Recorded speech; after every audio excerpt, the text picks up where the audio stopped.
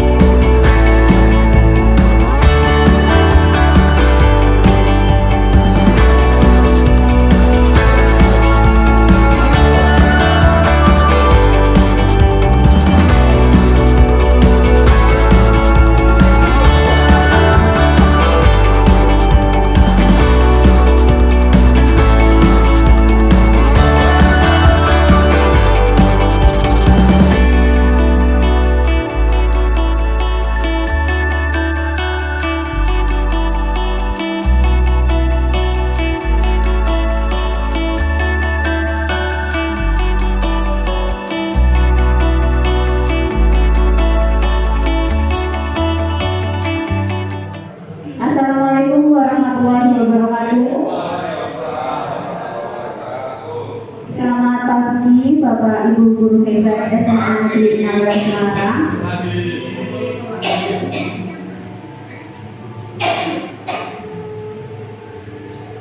Ya, di sini saya ingin berbagi aksi nyata mengenai budaya positif. Jadi di pendidikan guru penggerak itu ada tugas untuk melakukan aksi nyata kaitannya dengan modul 1.4 mengenai budaya positif di sekolah. Nah, hari ini sebelumnya saya ucapkan terima kasih banyak kepada Bapak Ibu guru semua yang berkenan hadir dan meluangkan waktunya. Semoga kedepannya ketika ada kegiatan yang semacam ini, Bapak Ibu semangat untuk mengikutinya. Sebelum kita mulai kegiatan pada pagi hari ini, alangkah lebih baiknya kita berdoa terlebih dahulu agar kegiatan berjalan dengan lancar dan apa yang kami sampaikan bisa diimplementasikan atau bisa menjadi pengetahuan baru bagi Bapak Ibu guru semua. Alhamdulillah, Al-Fatihah.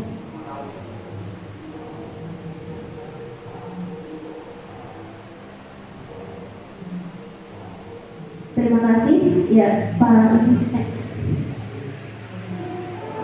Sebelumnya, ini kan saya akan memaparkan mengenai budaya positif. Nah, Bapak Ibu guru semua, ketika memikirkan kata budaya positif, apa yang terlintas di pikiran Bapak Ibu? Budaya yang baik. Budaya yang baik, terus budaya yang meningkat, terus Kebiasaan baik. kebiasaan baik. Oh ya, baik. Teks. Nah, budaya positif merupakan pewujudan dari nilai-nilai kebajikan universal yang diterapkan di lingkungan sekolah. Apa saja nilai-nilai kebajikan universal? Nanti kita akan bahas. Tapi sebelumnya, untuk menciptakan budaya positif, apa sih sebenarnya yang harus kita lakukan pertama kali? Next. Jadi nanti kita akan membahas mengenai disiplin positif dan nilai-nilai kebajikan universal. Jadi yang pertama kali kita akan lakukan untuk menciptakan budaya positif yaitu mengubah paradigma belajar kita. Kemudian yang kedua, kita juga harus mengetahui kebutuhan dasar manusia. Kemudian kita juga harus mengetahui di mana posisi kontrol kita. Kemudian yang keempat, kita akan praktik membuat keyakinan kelas. Jadi nanti sebelum kita terapkan ke anak-anak, saya ingin mengajak Bapak Ibu guru semua untuk mempraktikkan gimana sih caranya membuat keyakinan kelas. Kemudian yang kelima yaitu segitiga restitusi. Nah, perubahan paradigma belajar. Jadi untuk membangun budaya yang positif, sekolah perlu menyediakan lingkungan yang positif, aman dan nyaman. Setuju ya? Nah, sekolah ini itu berarti ada Bapak Ibu guru, ada siswa dan ada karyawan. Jadi semua elemen ini harus menyediakan lingkungan yang positif, aman dan nyaman agar murid-murid mampu berpikir, bertindak, dan mencipta dengan merdeka, mandiri, dan tanggung jawab. Selain itu, kita juga harus beralih. Jika Bapak Ibu guru awalnya menggunakan paradigma teori belajar stimulus respon, kita harus beralih ke teori paradigma teori kontrol. Maksudnya apa sih? Nah, jadi teori stimulus respon ini menganggap kebutuhan setiap orang itu sama. Jadi kalau Pak Ulin sama Pak Zainal menganggap itu sama-sama membutuhkan ASI. Tapi kalau menurut teori kontrol, kebutuhan Pak Ulin sama Pak Zainal itu berbeda. Maksudnya berbeda gimana? Walaupun sama-sama membutuhkan nasi, tapi porsi nasinya kan beda. Pak Ulin mungkin berapa, Pak Zainal berapa gitu ya. Kemudian ya. Kemudian jika Bapak Ibu masih menganggap semua orang melihat hal yang sama, di teori kontrol itu beranggapan bahwa setiap orang memiliki gambaran yang berbeda. Jadi kalau mungkin nih Bapak Ibu guru di kelas menganggap anak itu melakukan suatu kesalahan, awalnya Bapak Ibu guru itu menganggap anak tersebut memiliki pikiran yang sama, padahal belum tentu apa yang dipikirkan anak sama dipikirkan Bapak Ibu guru itu sama. Jadi sebenarnya itu memiliki gambaran yang berbeda. Kemudian jika di stimulus respon kita mencoba mengubah orang agar berpandangan sama dengan kita, kalau di teori kontrol kita berusaha memahami pandangan orang lain tentang apa yang mereka gambarkan gitu kan. Kemudian jika di stimulus respon itu perilaku buruk dilihat sebagai suatu kesalahan. Tapi kalau di teori kontrol itu semua perilaku memiliki tujuan. Jadi apa yang dilakukan anak pasti ada alasannya, ada tujuannya ya. Kemudian orang lain bisa mengontrol saya. Nah itu kalau di teori stimulus respon. Sedangkan di teori kontrol hanya Anda yang bisa mengontrol diri Anda. Jadi ketika misalkan Pak Ulin nyuruh atau meminta saya untuk mengumpulkan RPP, nah itu Pak Ulin hanya bisa menyampaikan, tapi tindakannya kan hanya saya yang bisa melakukannya gitu ya. Kemudian pemaksaan ada pada saat rujukan gagal. Jadi ketika rujukannya gagal, Bapak Ibu guru akan melakukan pemaksaan. Nah ini ada di stimulus respon, teori stimulus respon. Tapi kalau Bapak Ibu guru beralih ke teori kontrol, maka akan menciptakan kolaborasi dan konsensus pilihan-pilihan baru. Jadi biasanya akan melakukan negosiasi kepada lawan bicaranya, gitu ya. Kemudian kalau di stimulus respon itu beranggapan bahwa ada yang menang dan ada yang kalah. Kalau di teori kontrol itu semuanya menang, jadi semuanya menang gitu ya. Sebelumnya ini ada pertanyaan, Bapak Ibu setuju atau tidak hukuman dapat mendisiplinkan anak. Setuju atau tidak? Setuju. Tidak. Yang jawab setuju bisa menyampaikan alasannya kenapa setuju. Iya, yang jawab setuju Pak Idi. Ya, terima kasih. Hukuman itu kan tidak hanya dipukul, dimarahin, hukuman itu bisa dengan sistem yang lain. Misal, si anak itu tidak mengerjakan suatu tugas. Nah, kita kasih hukuman. Hukumannya apa? Entah itu yang berkaitan dengan tugas tersebut secara tidak langsung, nah itu bisa kita sampaikan. Misal, anaknya tidak bisa membuat program. Kita lihat, kenapa nggak bisa bikin program? Oh, Pak, nggak punya HP, nggak punya komputer. Ya sudah, sekarang kamu tak tugasi nulis, itu kan sebagai salah satu. Nah, nanti anak karena dia capek nulis, akhirnya mau nggak mau dia ikut ke lab komputer untuk membuat suatu program komputer atau pakai aplikasi. Salah satunya apa sih? Jadi Pak ini beranggapan kalau memberikan hukuman itu dapat mendisiplinkan anak karena memberikan efek jerah, gitu ya Pak ini. Kemudian yang menjawab tidak setuju, ya silakan bisa. Jadi kalau menurut saya, kenapa hukuman itu tidak dapat mendisiplinkan anak? Karena menurut pengalaman ya, ada satu siswa di kelas 12 IPA 1 itu yang sudah diberikan hukuman karena ketidakhadiran, tapi sampai sekarang masih saja gitu ya. Dan dengan ngobrol baik-baik juga akhirnya dia mau komunikasi dengan orang tua, komunikasi dengan wali, itu akhirnya dia bisa berangkat ke sekolah walaupun ya tanpa dihukum. Kalau dihukum tuh dia malah semakin nggak mau gitu. Atau misalnya saat dia sudah lama nggak berangkat, terus tiba-tiba saat ketemu gurunya, kenapa kamu kemarin nggak berangkat? Kamu dihukum ini. Besoknya dia nggak berangkat lagi. Gitu. Ya, jadi saya menjawab berdasarkan pengalaman. Gitu. Terima kasih. Ya, nanti kita cek bareng ya sebenarnya hukuman itu perlu atau tidak gitu. Lanjut. Nah, setuju atau tidak pemberian hukuman dengan hal positif seperti membaca atau membersihkan lingkungan dapat mendisiplinkan anak? Setuju? Setuju semua?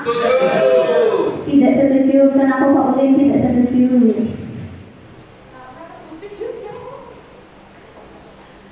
Kalau menurut saya pengalaman ya, beberapa kali anak terlambat terus kita coba kasih konsekuensi untuk membersihkan lingkungan, itu mereka terus mengulang. Akan lebih ini hanya setuju apa enggaknya untuk konklusinya atau sarannya enggak? Kalau saya lebih setuju itu lebih ke pemahaman anak, bagaimana dia memahami kesalahannya, terus membujuk agar dia termotivasi untuk perbaikan. Jadi nggak pakai konsekuensi, tapi lebih ke pemahaman anak, dari kemauan anak untuk berubah. Demikian. Terima kasih. Terima kasih Pak Ulin ya.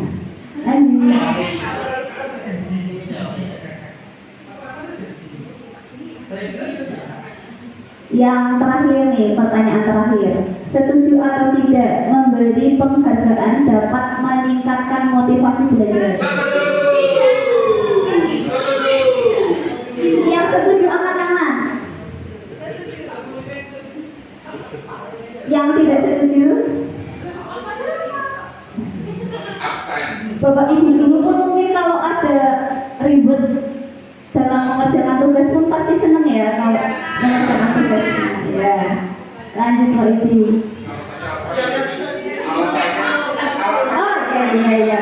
Yang menjawab nggak apa-apa. Justru biar siapa tahu yang menjawab setuju jadikan oh iya ya. Oh iya benar ya gitu. Ya alasannya apa bisa sih? Jadi pengalaman lagi ya, ini saya terapkan kan anak-anak main game gitu. Kalau di kelas agama itu kan hanya sedikit ya, kurang dari 10 gitu. Kemarin main game itu yang anak yang tidak dapat reward, mungkin yang dapat reward oke aku senang banget nih gitu. Untuk dia tidak dapat reward itu males banget aku kalah terus gitu misalnya. Atau juga jadi nggak apa nih sama temennya yang menang tadi gitu, nggak ada iri hati segala macam gitu, dan dia merasa apa namanya aku nggak bisa menang gitu. Yang bisa menang hanya yang pintar atau yang bisa menang hanya yang gesit gitu, sedangkan aku nggak bisa menang. Ya udah aku mau gimana lagi ya gitu, gimana aja deh gitu, nggak usah kerja keras gitu. Pengalaman juga ya Bu. Jadi kalau menurut Bu Cecil sama aja nih ya, kalau memberikan hukuman dan memberikan penghargaan itu sama-sama tidak baik gitu ya. Nah, saya juga ingin sharing cerita dari salah satu teman guru penggerak saya. Beliau juga pernah mempraktekkan untuk memberi penghargaan kepada anak didiknya. Kebetulan ini anak SD, mungkin cocok ya dibuat penghargaan gitu. Tapi suatu ketika itu beliaunya tidak masuk. Kemudian ini kaitannya kasusnya belajar antri. Jadi siapa yang mau antri masuk kelas nanti akan dapat bintang. Suatu ketika ibu ini nggak masuk, digantikanlah sama guru lain. Nah, guru lain ini nggak tahu kalau ternyata ada metode penghargaan, akhirnya tidak menerapkan itu. Nah, anak-anak ternyata tidak mau antri kalau itu. Jadi harus dia kecewa loh, ibu mana, kan kalau ada ibu nanti saya dapat bintang. Akhirnya karena ibunya nggak berangkat, mereka nggak mau antri gitu. Jadi dari cerita ini mungkin Bapak Ibu bisa menyimpulkan memberikan penghargaan sama memberikan hukuman itu sama baiknya atau sama buruknya. Lanjut. Untuk menciptakan lingkungan yang positif, salah satu strategi yang perlu kita tinjau adalah penerapan disiplin di sekolah kita. Apakah sudah efektif atau memang perlu ditinjau kembali? Nah, apa yang Bapak Ibu pikirkan ketika mendengar kata disiplin? Berlaku sesuai aturan, Bu. Berlaku sesuai aturan. Terus Tepat waktu, Bu. tepat waktu. Ada lagi? Sama taat ya, oke. Ya benar sekali. Jadi kata disiplin biasanya seringkali dikaitkan dengan tata tertib, teratur dan kepatuhan terhadap peraturan. Bahkan disiplin sering dihubungkan dengan hukuman. Padahal untuk menciptakan disiplin belajar sebenarnya tidak perlu memberikan hukuman. Hukuman bisa dijadikan alternatif atau jalan terakhir. Bahkan kalau bisa Bapak Ibu guru tidak memberikan hukuman ya. Lanjut. Nah, menurut Ki Hajar Dewantara, untuk menciptakan murid yang merdeka harus memiliki disiplin yang kuat. Nah, disiplin yang kuat ini harus berasal dari mana? Harus berasal dari motivasi internal murid. Jadi kalau bisa kita membangkitkan motivasi internal, motivasi yang berasal dari dirinya sendiri gitu. Lanjut. Nah, berkaitan dengan motivasi, ini ada teori motivasi. Yang pertama, motivasi yang pertama yaitu untuk menghindari dari hukuman. Jadi Bapak Ibu guru atau anak-anak gitu ya, melakukan sesuatu mungkin alasannya untuk menghindari hukuman. Kemudian yang kedua, motivasi untuk mendapatkan imbalan. Nah, mungkin Bapak Ibu guru atau anak-anak melakukan sesuatu karena pengen mendapatkan imbalan. Atau yang ketiga, untuk menjadi orang yang mereka inginkan dan menghargai diri sendiri dengan nilai-nilai yang mereka yakini. Lanjut lagi. Nah, sebenarnya kenapa kok kita harus melakukan disiplin positif? Karena tujuannya yaitu untuk menanamkan motivasi yang ketiga. Tadi kan ada 3 motivasi ya. Motivasi pertama, motivasi kedua, dan motivasi yang ketiga. Motivasi yang ketiga inilah yang merupakan motivasi dari dalam diri seseorang. Jadi untuk menjadi orang yang mereka inginkan dan menghargai diri sendiri dengan nilai-nilai yang mereka yakini, ketika murid-murid memiliki motivasi tersebut, mereka telah memiliki motivasi internal yang berdampak jangka panjang dan menjunjung tinggi nilai-nilai kebajikan universal. Nah, dari tadi kita bahas nilai-nilai kebajikan universal. Sebenarnya apa sih nilai-nilai kebajikan universal? Salah satu nilai kebajikan yang ingin dicapai oleh setiap anak Indonesia yaitu yang kita kenal dengan profil pelajar Pancasila. Jadi ini hanya salah satu dari banyaknya nilai-nilai kebajikan. Nah, profil pelajar Pancasila itu apa aja? Yang pertama ada beriman, bertakwa kepada Tuhan Yang Maha Esa dan berakhlak mulia. Kedua, mandiri. Ketiga, bernalar kritis. Keempat, kreatif.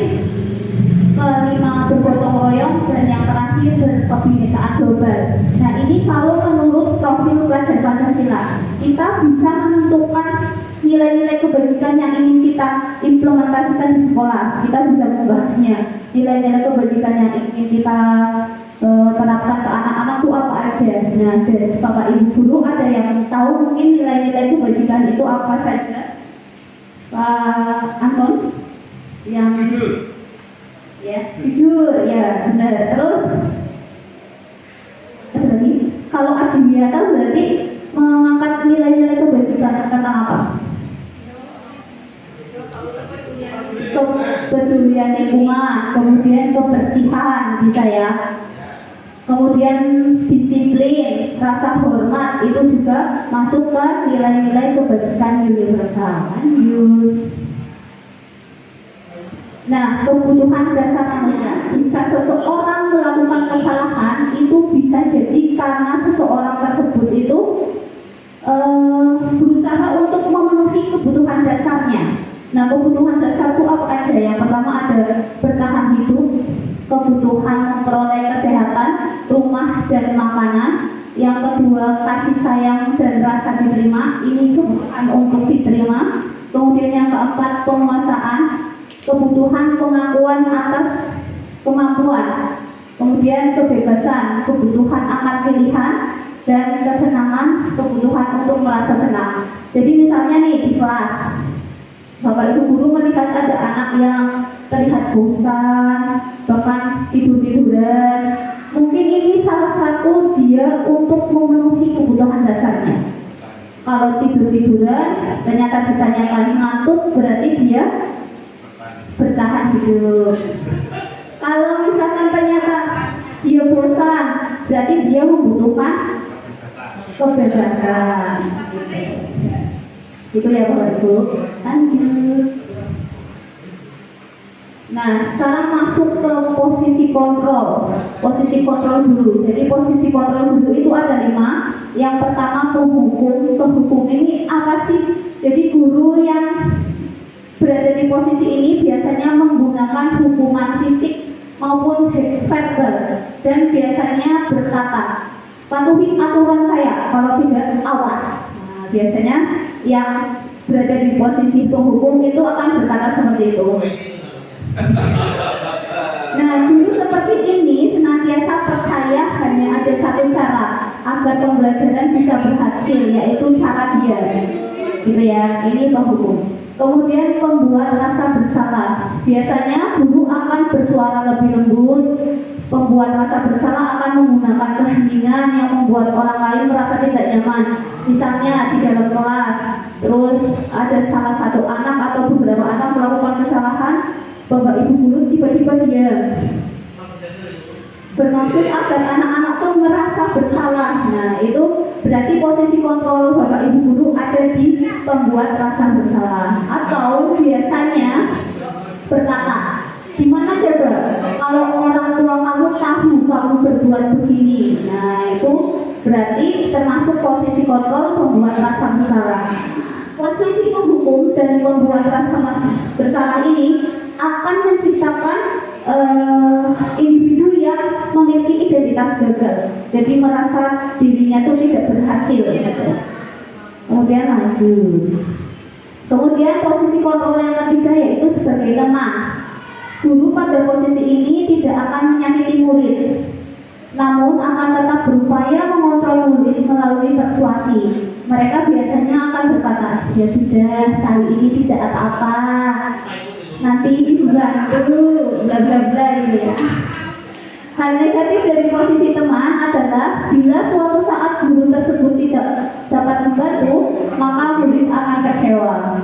Kemudian posisi yang keempat yaitu pemantau. Posisi pemantau berdasarkan pada peraturan-peraturan dan konsekuensi. Nah, ini yang biasanya menerapkan konsekuensi. Jadi misalkan ada aturan tertentu, kemudian mereka melanggar, biasanya melakukan konsekuensi. Contohnya ketika melihat anak salah pakai sepatu, misalkan hari Senin tapi pakai sepatu putih. Nah, biasanya ada bapak ibu guru yang, ayo ini kan pakai sepatu hitam harusnya.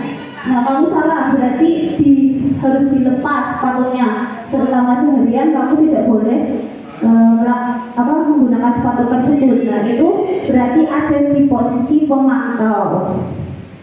Lanjut. Nah, yang terakhir yaitu posisi manajer. Manajer adalah posisi di mana guru berbuat sesuatu bersama dengan murid, mempersilahkan murid mempertanggungjawabkan perilakunya, mendukung murid agar dapat menemukan solusi atas permasalahannya sendiri. Nah, kalau bapak ibu guru sama anak kemudian melakukan suatu diskusi untuk anak bisa memperoleh solusi dari permasalahannya, berarti saat itu posisi bapak ibu guru ada di posisi manajer. Nah, posisi manajer ini adalah yang sebaiknya bapak ibu guru lakukan atau terapkan. Kalau misalkan tidak bisa, seenggaknya ya di teman atau pemantau, ya, di bagian di posisi guru, teman dan pemantau itu bisa menghasilkan individu yang berhasil, meskipun motivasi yang mereka dapatkan itu masih berasal dari luar. Tapi kalau di manajer, motivasi yang mereka dapatkan itu dari dalam dirinya sendiri. Lanjut. Nah, sekarang ke keyakinan kelas. Mengapa sih kita harus membuat keyakinan kelas? Mengapa tidak peraturan saja? Nah, menurut dosen, suatu keyakinan akan lebih memotivasi seorang dari dalam. Seseorang akan lebih bersemangat untuk menjalankan keyakinannya daripada hanya sekedar mengikuti peraturan. Syarat untuk membuat keyakinan kelas yang pertama, mengandung nilai-nilai kebajikan universal, menggunakan kalimat positif, dan semua warga kelas berkontribusi curah pendapat. Jadi gak hanya dari bapak ibu guru saja, tetapi juga anak-anak berkontribusi untuk membuat keyakinan kelasnya. Langkah membuat keyakinan kelas yang pertama, tentukan dulu peraturan kelas yang ingin dibuat. Kemudian setelah dapat peraturan kelas, dari peraturan kelas tersebut diubah menjadi kalimat positif. Kemudian setelah mendapatkan kalimat positif, kita tentukan apakah kalimat positif tersebut ada nilai-nilai kebajikannya atau tidak. Kalau ada, berarti bisa digunakan. Kemudian yang keempat, tuliskan ke dalam diagram T. Jadi diagram T itu ada tampak seperti dan tidak tampak seperti. Jadi anak-anak bisa tahu gambarannya. Yang ketika anak-anak meyakini keyakinan kelas seperti apa, kalau tidak meyakini keyakinan kelas itu seperti apa. Contohnya, misalkan mau membuat peraturan kelasnya dilarang membuang sampah sembarangan. Berarti kita ubah ke kalimat positif dulu, jadi membuang sampah pada tempatnya. Kemudian nilai kebajikan dari membuang sampah pada tempatnya apa? Kebersihan. Kemudian diagram T-nya, kalau tampak seperti berarti isinya membuang sampah pada tempatnya. Kalau tidak tampak seperti berarti bisa juga membuang sampah di laci, membuang sampah di atau sembarangan gitu. Kemudian diidentifikasikan tugas guru dan tugas murid. Karena ini adalah keyakinan kelas, maka tidak hanya siswa yang melaksanakan, guru juga harus melaksanakan. Nah, nanti bisa diidentifikasi tugasnya guru itu apa aja, tugasnya murid apa aja, begitu. Oke, sekarang kita waktunya untuk mempraktekkan. Kalau mau mempraktekkan akan saya buat menjadi 2 kelompok. Karena ini ada berapa? Nah ya bisa pas ya, 5-5 ya, oke. Kemudian saya akan bagikan sticky note. Terus belum dibagi tanya Bu, yang nomor 4 yang itu masuk di mana Bu? Jadi biar rantai itu bisa diambil dari kalimat positifnya. Tampak seperti berarti itu yang positif. Nah, tidak tampak seperti berarti negatifnya dari yang kalimat positifnya apa gitu. Contoh misalkan tadi, datang tepat waktu berarti datang terlambat, yang tidak seperti. Datang tepat waktu tidak tampak seperti berarti datang terlambat gitu. Lawan katanya. Ada lagi yang mau ditanyakan? Ada ya. Nah,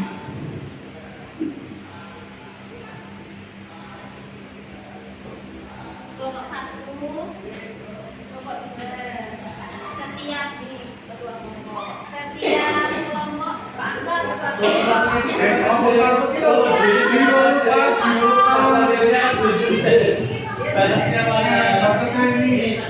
iya sederet, ini kelompok 1, sederet kelompok 2. Karena ini keyakinan kelas, maka harus semuanya berpendapat. Minimal di peraturan kelas itu Bapak Ibu membuat 10 peraturan kelas. Harapannya nanti ini bisa kita praktekkan di kelasnya masing-masing. Silahkan bisa berdiskusi, boleh kursinya boleh dibunderin atau dihadap-hadapin gitu ya Pak.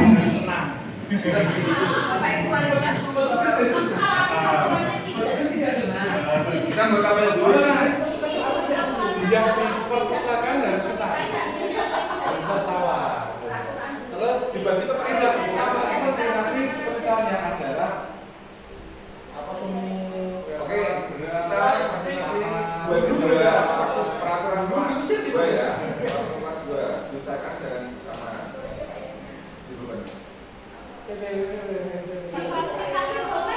Ya, hari ini harus ngomong Bu ya. Tidak mengoperasikan HP.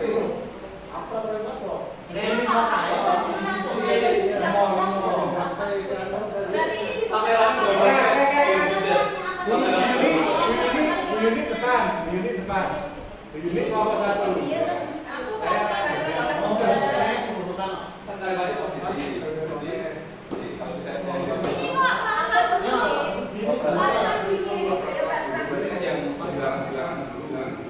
Jadi kita lakukan dulu yang tahap pertama, membuat peraturan kelas. Silahkan Mengoperasikan handphone minimal 10. atas perintah kelasnya.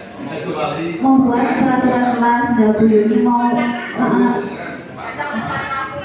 peraturan. Jadi setiap ini berpendapat. Minimal 10. Minimal 10 peraturan kelas. Contohnya misalkan tidak datang terlambat. Nah, itu peraturan kelasnya.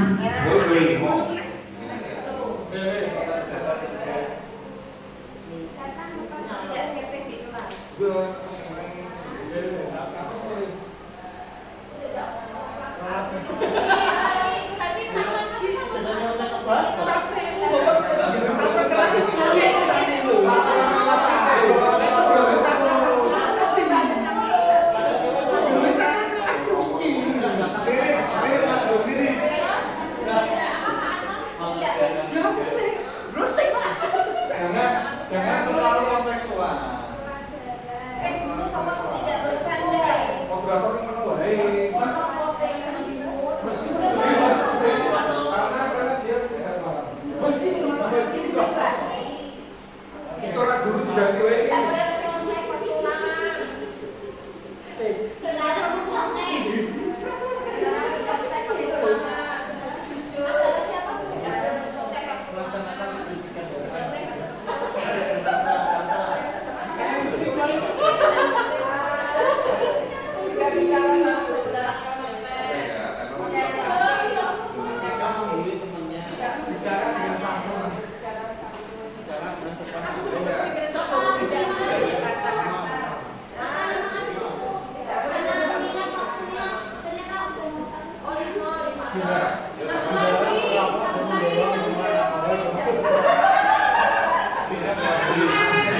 Yang sudah selesai bisa ditempelkan di depan ya. Ya. Kiri. Ya, itu ditempel aja. Diingat-ingat ya peraturan kelasnya tadi apa.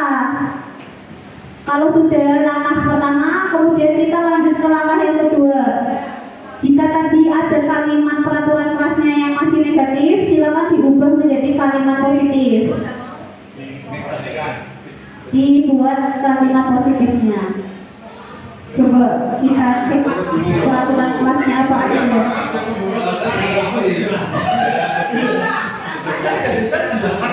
Peraturan kelas kelompok 1, datang tepat waktu, mengikuti pelajaran sesuai jam, saling menghargai, tidak membuli, berbicara sopan. Ya, kemudian peraturan kelasnya kelompok 2, tidak mengoperasikan HP, tidak boleh merundung, tidak menyalin atau plagiarisme, dilarang mencontek, mengerjakan tugas dari koordinator.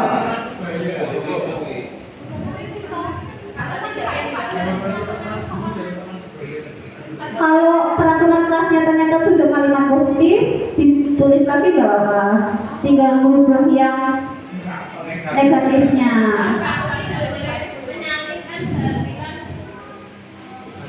Datang tepat waktu, mengikuti pelajaran sesuai jam, saling menghargai, cara sopan dan yang tempat ini tidak membuli kalimat positifnya Pak.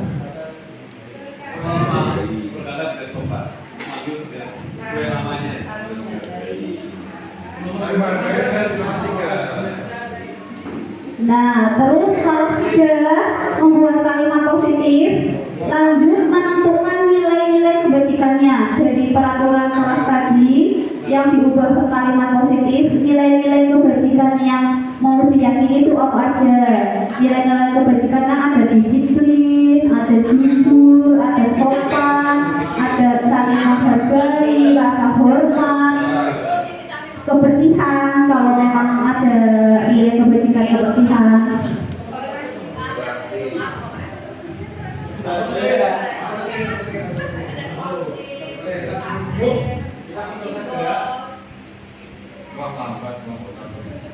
Ya. Kayak butuh hubungan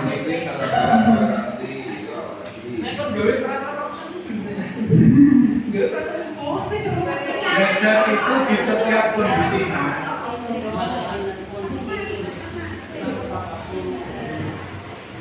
Ya. Kelompok 2 adalah contoh. Apa mau contohkan? Disiplin. Tanggung jawab. Datang tepat waktu berarti nilai kebajikannya apa? Disiplin.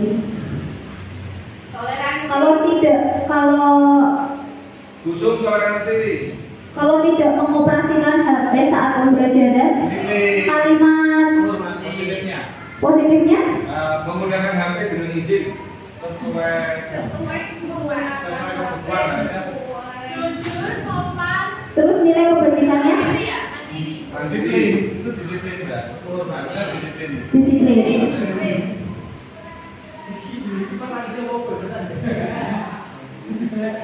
Yang kelompok 1 masih kosong.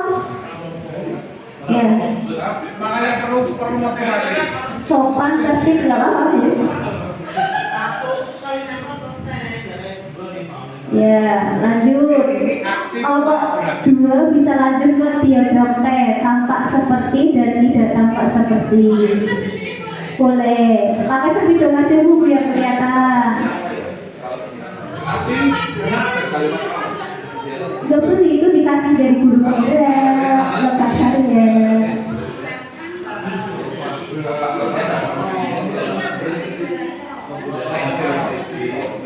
aku jadi harganya lagi yuk. Harganya soto rinci ya. contoh. Berkurang kaki. Cek.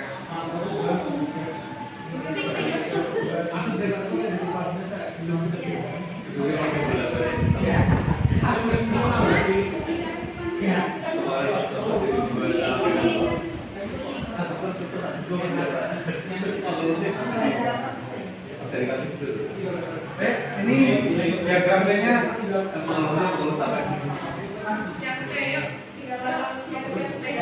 ojo aku perusahaan Pak.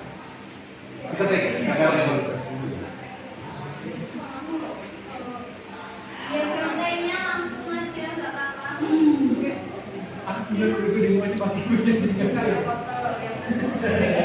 Mas, aja perusahaanmu sangat diagramnya tampak seperti dan tidak tampak.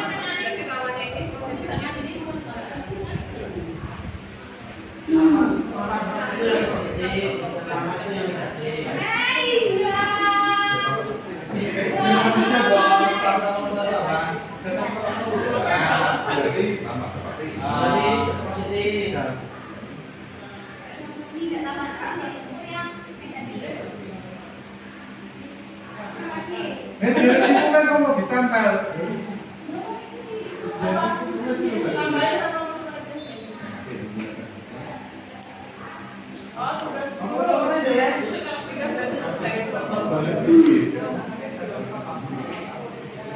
Tampak seperti metode menyalin. Salah, terbalik. Di mana ini cetak? Oh, menyalin metode.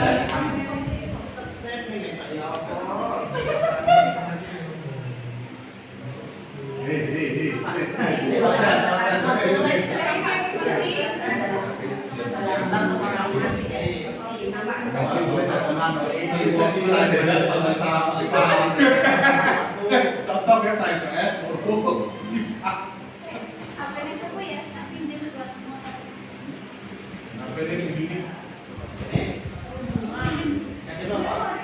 yang terlambat. Misalnya aku di motor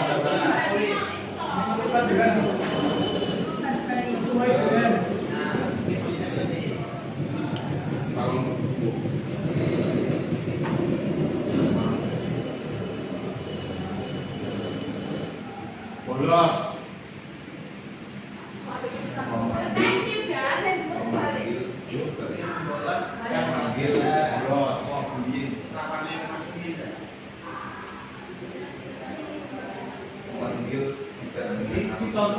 Contoh Durako Coyo karo Bendik. Ya kuwi.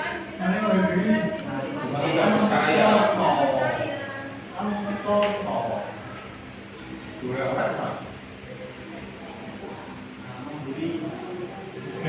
Pembelian.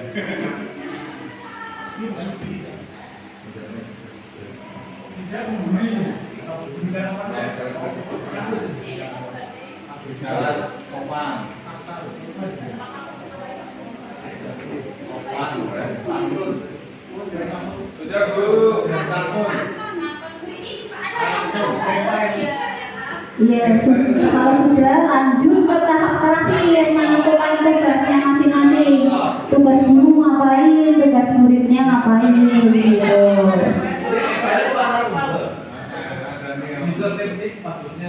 Kilo maksudnya ini loh. Misalkan tugas guru mengingatkan tentang keyakinan kelas gitu. Nanti tugas muridnya apa? Terus menjalankan keyakinan kelas. Tugas muridnya juga sama, menjalankan keyakinan kelas. Jika saya ini udah semua tugas murid. Foto-foto sama-sama tidak sama.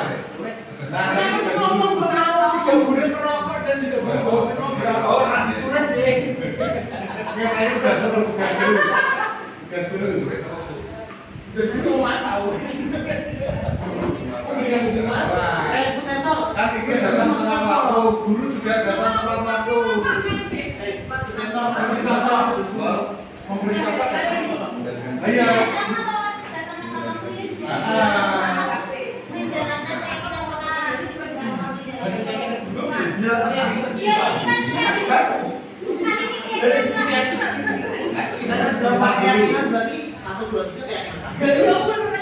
Enggak maksudnya tugasnya guru untuk melaksanakan ini apa? fotonya. Mantau. Tempat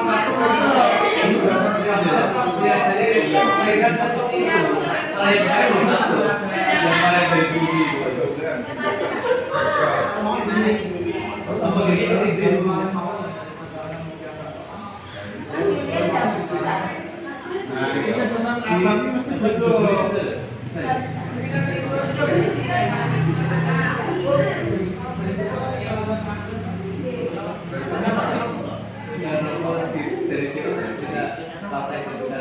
Melaksanakan peraturan atau keyakinan kelas.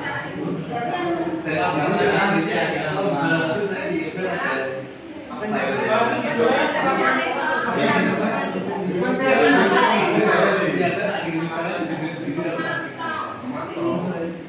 Kalau penyakit ini kan harus dipantaukan di dia.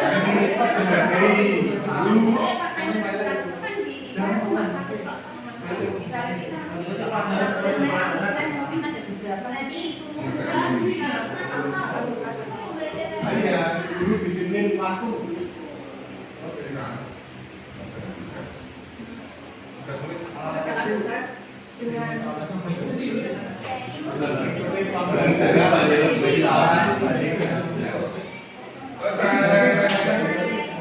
Dua aja nggak apa-apa, Mas. iya Dua aja nggak apa-apa. Jangan seperti anak samping pakai merah. Dan itu apa?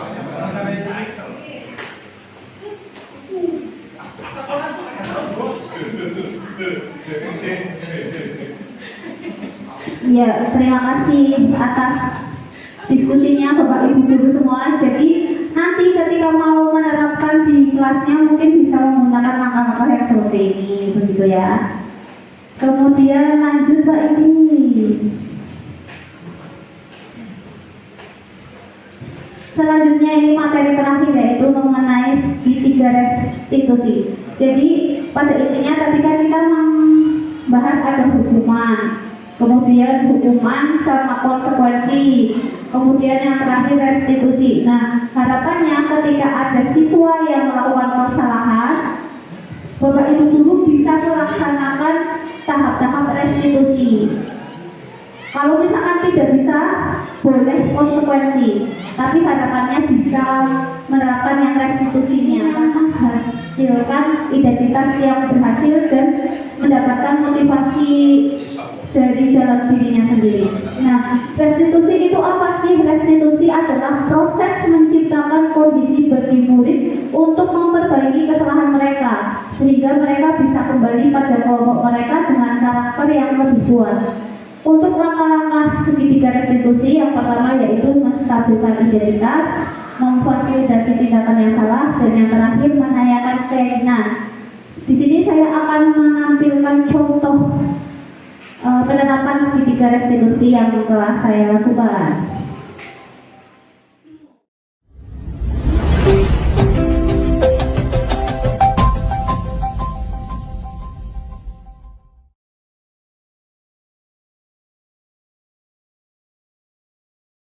Assalamualaikum warahmatullahi wabarakatuh.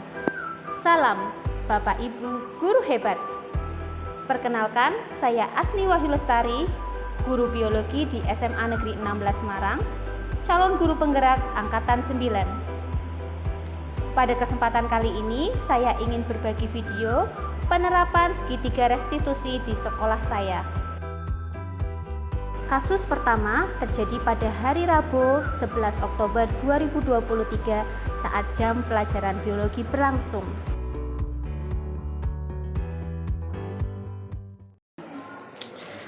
Sulis kilo, rak gelem garap mesti dikai tugas barang kok pula. Arsaila Rindu, siswa kelas 12 MIPA 3, terlihat tidak dapat menahan emosinya hingga mengebrak meja temannya dan menimbulkan keributan di kelasnya. Akhirnya, saya memanggilnya untuk mengetahui apa yang sebenarnya terjadi. Rindu, sebenarnya apa yang terjadi? Kenapa kelompokmu ribut sekali? Saya marah Bu sama Sulis. Kenapa marah? Soalnya dia nggak mau bantu kerja kelompok. Saya sama anggota lain kan capek, tapi dia nggak mau bantu. Oh begitu, wajar saja jika kamu marah.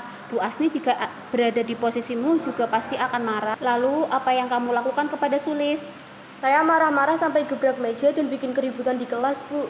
Pastinya kamu melakukan hal tersebut ada alasannya ya?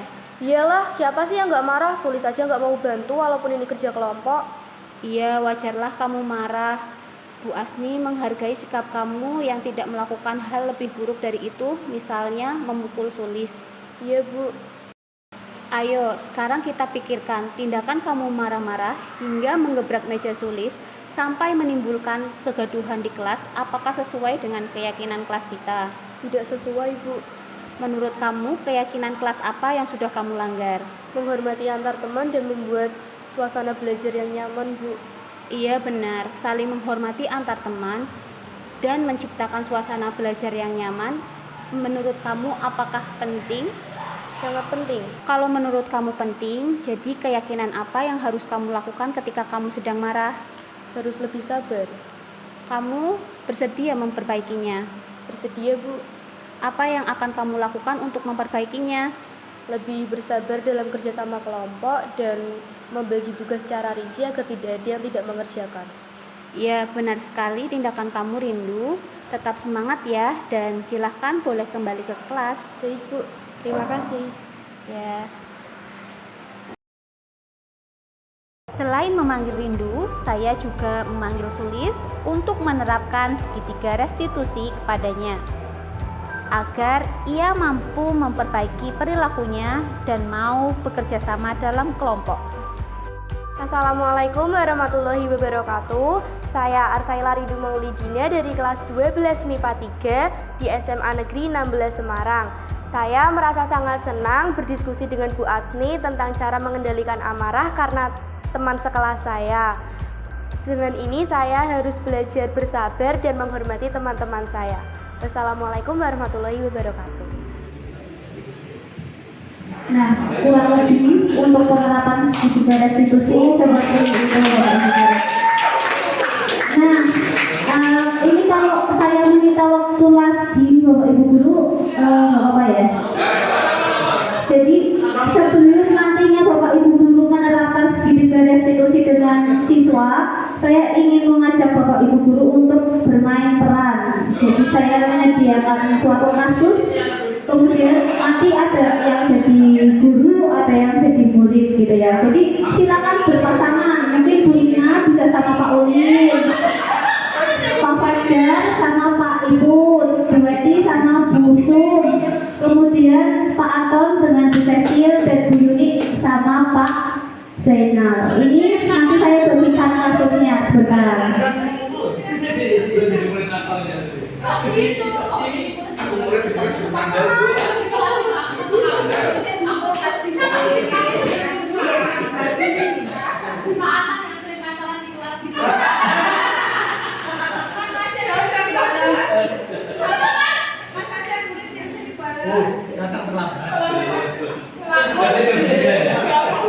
Bukan, kita sempat waktu.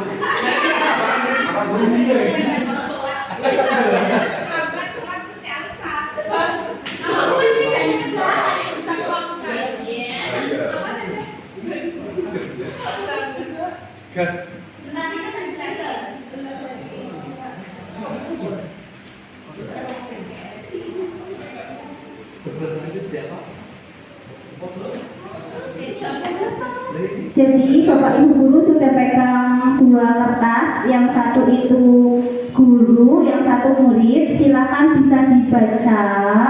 Kemudian setelah dibaca nanti berbagi tugas sama pasangannya, siapa yang mau jadi guru, siapa yang mau jadi muridnya. Nah nanti tinggal melakukan percakapan saja.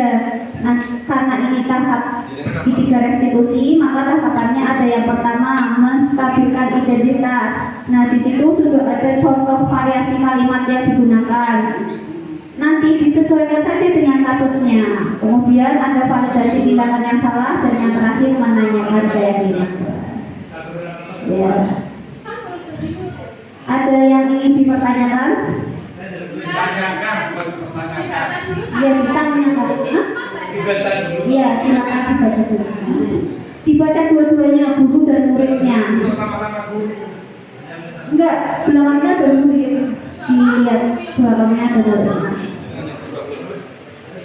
Dibaca dua-duanya biar paham alur ceritanya, kemudian bisa dilakukan tahapan restitusi.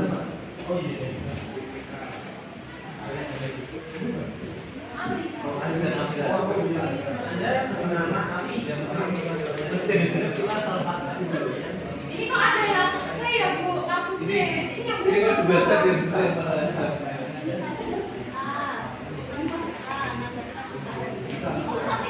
Iya, Pak, saya juga bertanya saya semua.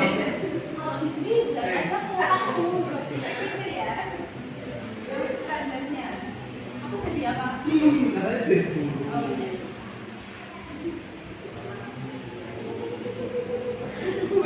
Muridnya beli-beli. Ini kamu izin ke toilet terus.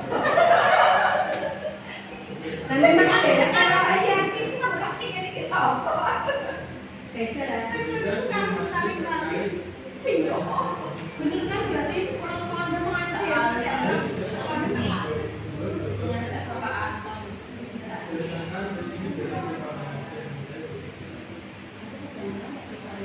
Belum sangat perlu dari guru.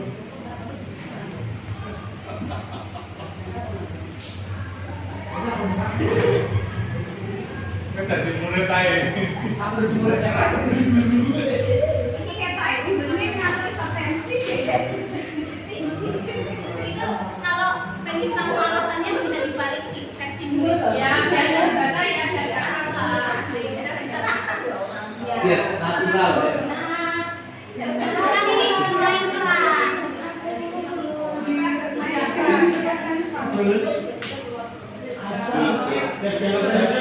Ada dialog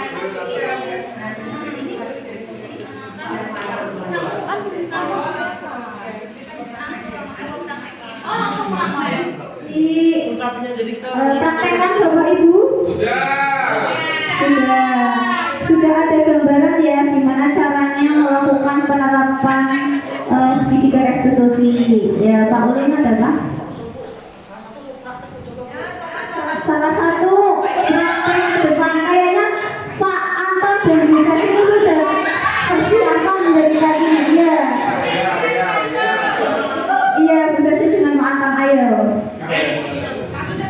Ya oke. Soalnya ada improvisasi. Selamat sore Ali. Selamat sore, Bu. Iya, Ali tahu nggak kenapa Bu Cecil panggil sore hari ini? Tahu, Ibu. Jadi saya itu dapat nilai 90 waktu ulangan, Bu. Terus saya melihat nilainya Amira itu 60. Terus saya bilang, "Ye, saya dapat 90, kamu dapat 60. Makanya belajar kayak aku les gitu ya." Oh, oke. Berarti kamu dapat nilai 90 dan kamu merasa senang sekali ya Ali ya? Iya, tapi mengejek teman itu adalah perbuatan yang salah. Kira-kira ada nggak alasannya Ali kenapa Ali melakukan itu sama Amira? Iya, saya sebenarnya suka dengan Amira, Bu. Aku kan cantik soalnya ya. Oh gitu, jadi ternyata kamu suka ya sama Amira ya. Kalau suka bukannya harusnya menjaga agar Amira juga tetap senang, nggak malah mengejek. Kenapa malah membuat Amira menangis? Ya, itu maksudnya bukan mengejek, Bu. Itu hanya cari perhatian saja. Oh oke, begitu. Nah berarti Bu Sesi sudah tahu ya alasan sebenarnya kenapa Ali mengejek Amira. Memang kamu merasa senang, tapi tidak baik melakukan hal itu kepada Amira, mengejek sampai membuat Amira menangis. Nah, kalau kita lihat lagi, memang apa sih keyakinan kelas kita yang sudah kita sepakati di awal bersama-sama dengan Bu Cecil, dengan teman-teman Ali juga dengan Amira. Keyakinan kelas kita yang pertama, setiap anggota kelas perlu belajar. Yang kedua, setiap anggota kelas perlu merasa senang. Yang ketiga, setiap anggota kelas perlu saling menghargai. Dan yang keempat, setiap anggota kelas perlu merasa aman. Oke, berarti dari keempat nomor kesepakatan kelas itu kira-kira Ali melanggar yang mana? Yang kedua dan yang ketiga. Ya, jadi Ali melanggar keyakinan kelas bahwa setiap anggota kelas perlu merasa senang dan juga setiap anggota kelas perlu saling menghargai. Jadi kalau Ali sudah merasa senang, tidak boleh membuat orang lain tidak merasa senang. Justru kalau Ali sudah senang, harus juga membuat teman-teman merasa senang juga dan juga harus menghargai karena suatu saat nilai Ali juga tidak akan selalu baik. Mungkin suatu saat nilai Ali akan menurun. Nah, Ali akan merasakan juga. Dan kalau diajak dengan teman kan tidak menyenangkan dan tidak menghargai temannya. Begitu ya Ali. Lain kali tidak boleh diulangi. Kita ingat-ingat lagi keyakinan kelasnya, harus membuat setiap anggota kelas merasa senang dan juga membuat setiap anggota kelas perlu saling menghargai. Begitu? Sudah? Oke, Ali boleh pulang ke rumah dengan semoga sampai rumah dengan selamat ya. Terima kasih. Ya, terima kasih Ibu Cecil dan Pak Anton yang sudah mempraktekkan atau bermain peran mengenai tahapan restitusi. Nah, seperti itu Bapak Ibu guru. Nah, alhamdulillah akhirnya kegiatan kita berjalan dengan lancar dan sudah di penghujung kegiatan. Semoga apa yang sudah kita pelajari bersama bisa diimplementasikan di kelasnya masing-masing, minimal di kelasnya masing-masing. Terima kasih Bapak Ibu guru semua.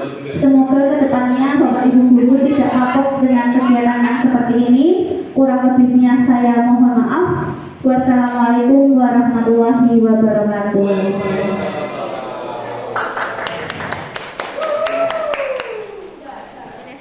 Assalamualaikum warahmatullahi wabarakatuh. Saya Anton Suwarno, guru matematika di SMA Negeri 16 Semarang, dan rekan sejawat dari Ibu Asni Wahyu Lestari selaku calon guru penggerak di SMA Negeri 16 Semarang. Setelah mengikuti sosialisasi budaya positif, saya merasa ada wawasan baru terkait bagaimana menindaklanjuti murid-murid yang bermasalah secara lebih humanis dan sesuai dengan budaya positif, berorientasi pada murid, sehingga tidak lagi disiplin yang berorientasi secara menyeramkan, keras, dan hukuman fisik. Sehingga harapan saya ke depannya nanti saya bisa lebih baik lagi dalam menerapkan budaya positif. Terima kasih. Assalamualaikum warahmatullahi wabarakatuh. Assalamualaikum warahmatullahi wabarakatuh. Nama saya Idra Tejo. Saya guru informatika dan rekan guru Asni Wahyu Lestari. Pesan saya saat mengikuti kegiatan sosialisasi budaya positif di SMA Negeri 16 adalah saya mempunyai pengetahuan yang baru tentang cara menangani siswa-siswa yang kurang motivasi, jalur baru untuk berpikir mengatasi suatu masalah. Harapan kami untuk Ibu Asni adalah semakin berkembang, semakin menambah pengetahuan kepada kami dan juga ikut bergerak. Terima kasih.